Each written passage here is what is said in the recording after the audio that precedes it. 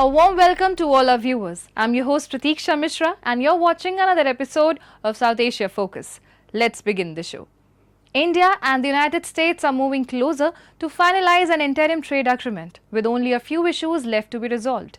The development reflects the growing momentum in bilateral economic ties and is expected to give a fresh boost to trade, investment and strategic cooperation between the two countries. The United States remains one of India's largest trading partners, while India continues to emerge as a key economic partner for Washington in the Indo-Pacific region.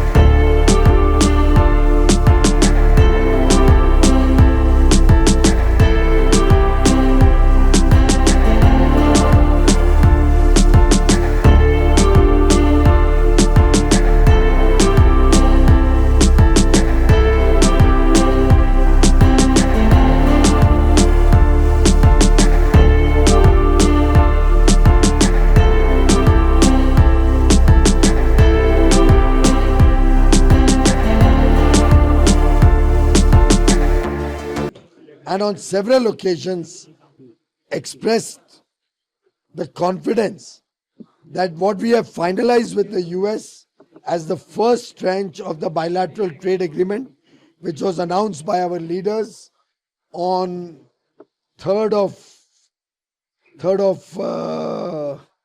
February, will come into operation as soon as the United States is able to ensure that we get a comparative advantage over our competitors, the countries in our neighborhood, the countries in the ASEAN region and other countries with whom we compete. That was the basis of our first tranche of the BTA, and once that basis is re-established, the US BTA will be ready, up and about. The conversation between India and the United States on the proposed bilateral trade agreement is ongoing. Both sides have done a lot of work in this regard. There are certain issues which needs finalization, and both countries are working towards finalization of the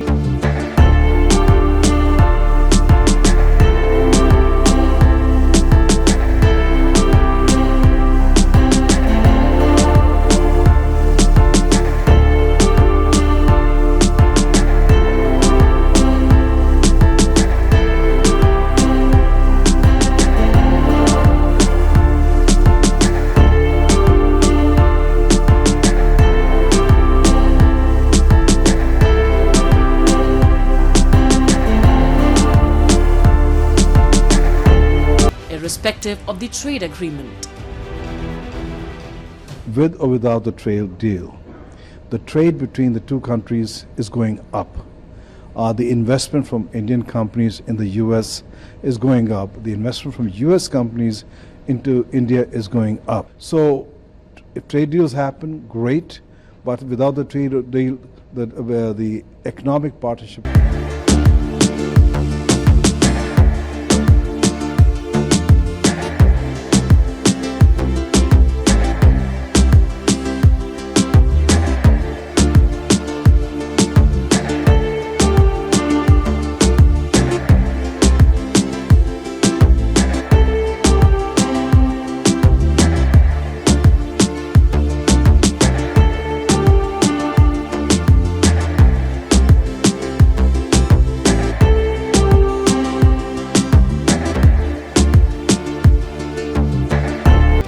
It is not going to impact our exports.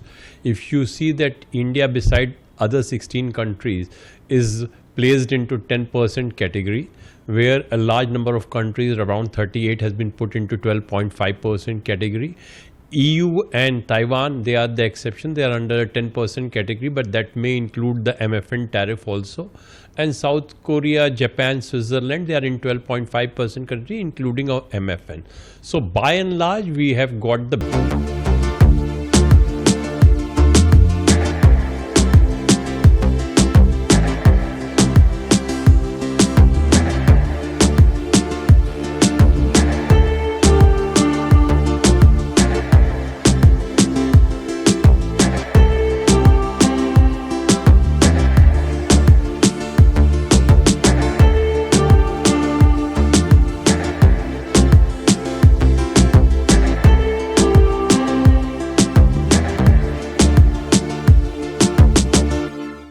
ambitions are reaching new frontiers and drawing global attention. From the success of Chandrayaan 3 to preparations for the Gaganyaan mission, the country is redefining its role in space exploration.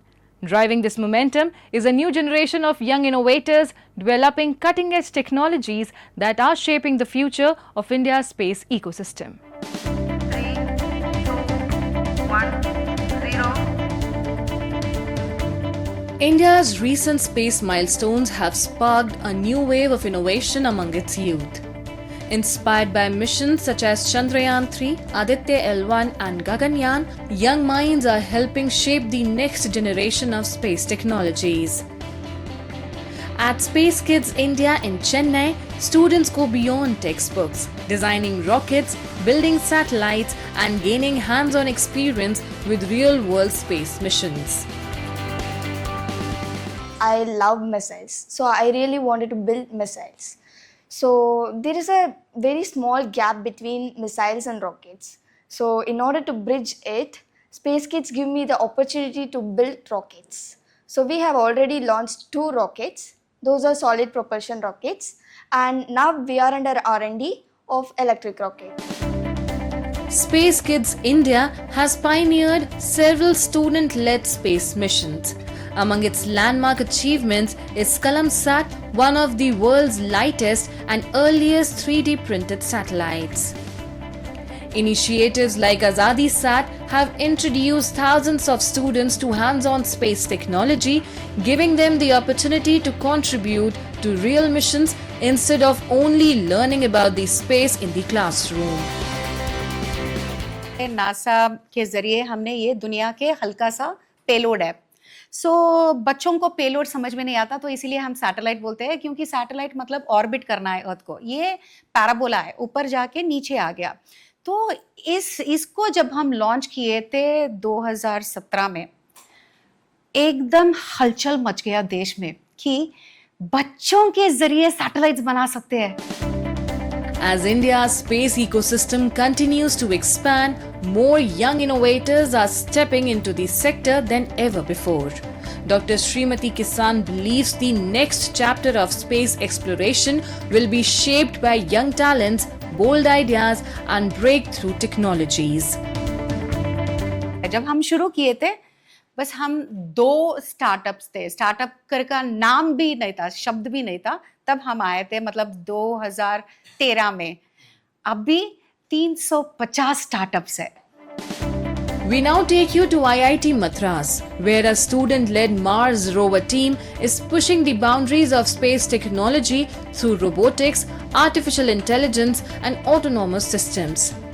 These young engineers are developing solutions for future planetary missions, exploring how advanced rovers could support space exploration. Recently, the team conducted experiments at the Physical Research Laboratory in Ahmedabad, focusing on future rover-astronaut collaboration. Space mission में we have maintenance का task तो maintenance में आपका ये जो आप देख रहे हैं मैनिपुलेटर पूरा ये शोल्डर ये एंड इफेक्टर तो ये एंड इफेक्टर कोशिश करता है कि बहुत सारे टास्क कर सके जैसे कि एस्ट्रोनॉट को अगर एस्ट्रोनॉट किसी जगह पे नहीं जा सकता है तो वहाँ पे हम इस रोवर को भेजते हैं वहाँ पर ये कुछ बटन स्विच ऑन कर सकता है स्विच ऑफ कर सकता है कोई इक्विपमेंट उठा सकता है हमारे इस मैनिपुलेटर में इतनी क्षमता है कि वो 5 kg तक उठा सकता है Inspired by missions like Chandrayaan and Gaganyaan, India's young generation is no longer just dreaming of the stars. They are building the technologies that will take the nation closer to them. From classrooms to research labs, young innovators are shaping the future of space exploration and strengthening India's presence in the global space arena.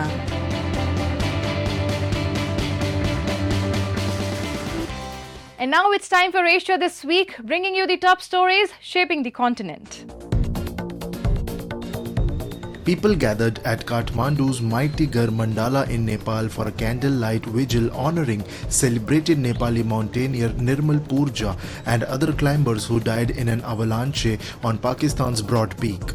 Participants lit candles, offered prayers and observed a moment of silence in memory of the victims.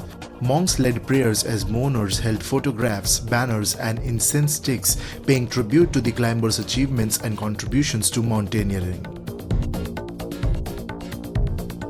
Japan's Prime Minister Sanae Takaichi reaffirmed Japan's commitment to its non-nuclear principles in Hiroshima as the city marked the 81st anniversary of the US atomic bombing. About 50,000 participants from 123 countries and regions, including bomb survivors, observed a moment of silence in Hiroshima Peace Memorial Park. At least 7 people have reportedly lost their lives and several others sustained injuries after heavy monsoon rains triggered widespread floods and landslides across Sri Lanka earlier this week. The relentless rainfall submerged homes, agricultural land and roads in several parts of the country, with the central mountainous region among the worst affected. The disaster has reportedly damaged nearly 300 houses and forced around 3,500 residents to evacuate to safer locations. Moving on. Former Bangladesh Prime Minister Sheikh Hasina has once again praised India, calling it Bangladesh's trusted friend, even as relations between New Delhi and Dhaka remain under strain following the political developments in Bangladesh. During her latest virtual address from New Delhi, Hasina thanked India for giving her shelter and support while sharply criticizing the current government in Dhaka. Here's a report. India is our friendly country. Anytime Bangladesh is in a disastrous position, India always stands behind them. Nearly 2 years after leaving Bangladesh following the political upheaval of 2024, former Prime Minister Sheikh Hasina remains in India.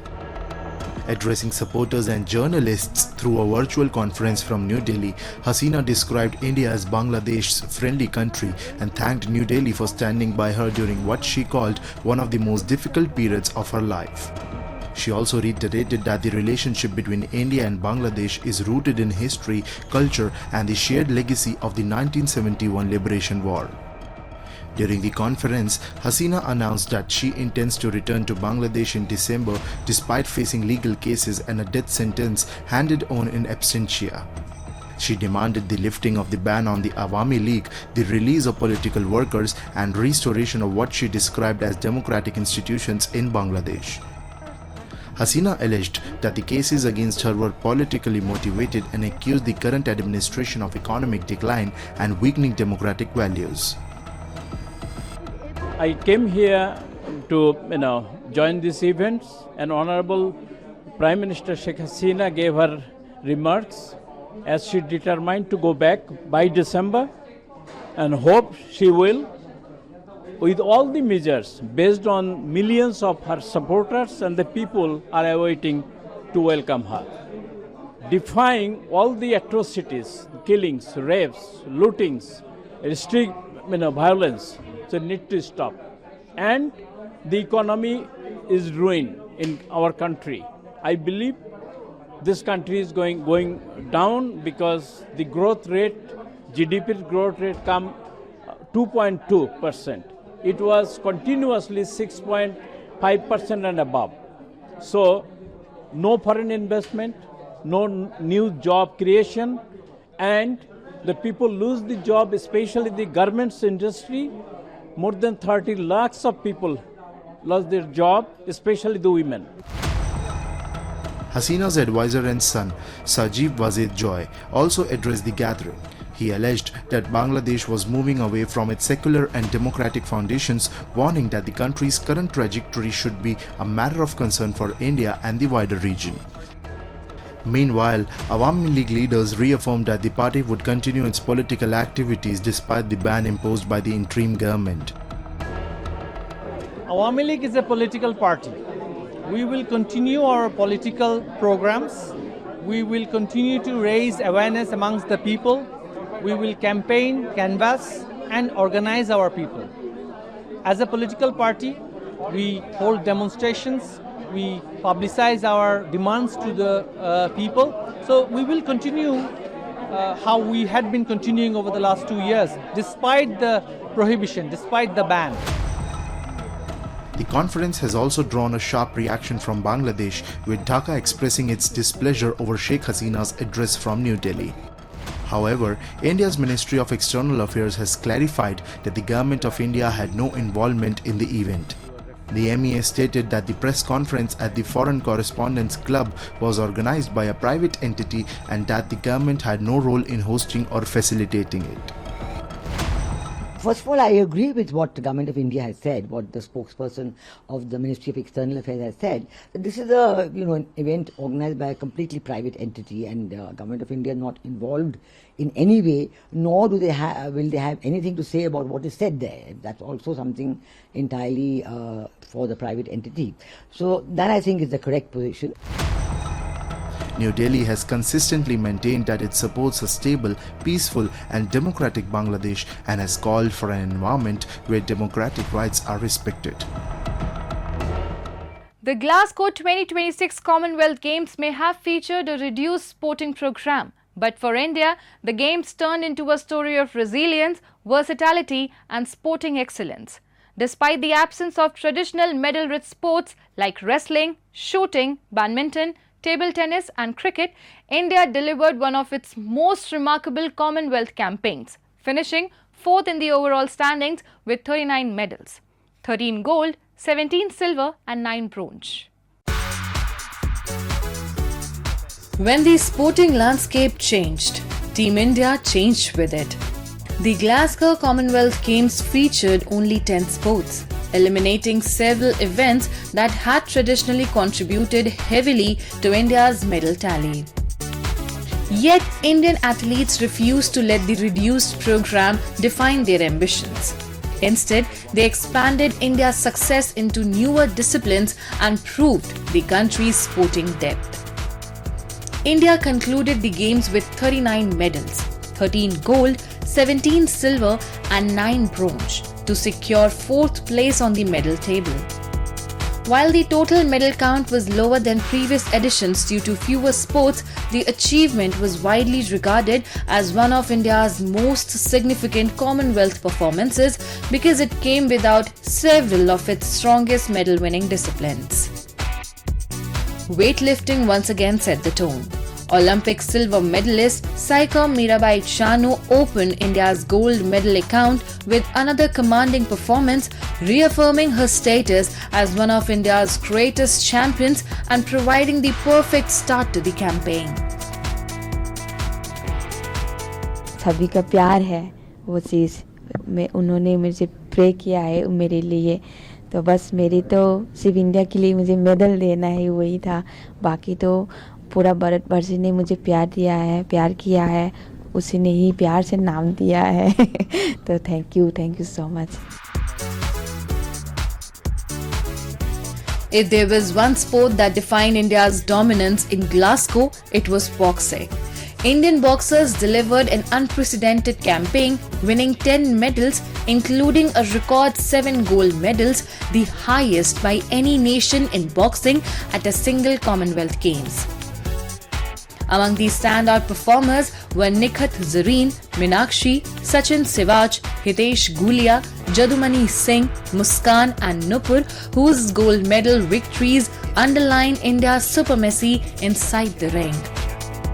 The performances underline India's emergence as a global boxing powerhouse and showcase the strength of its next generation of champions.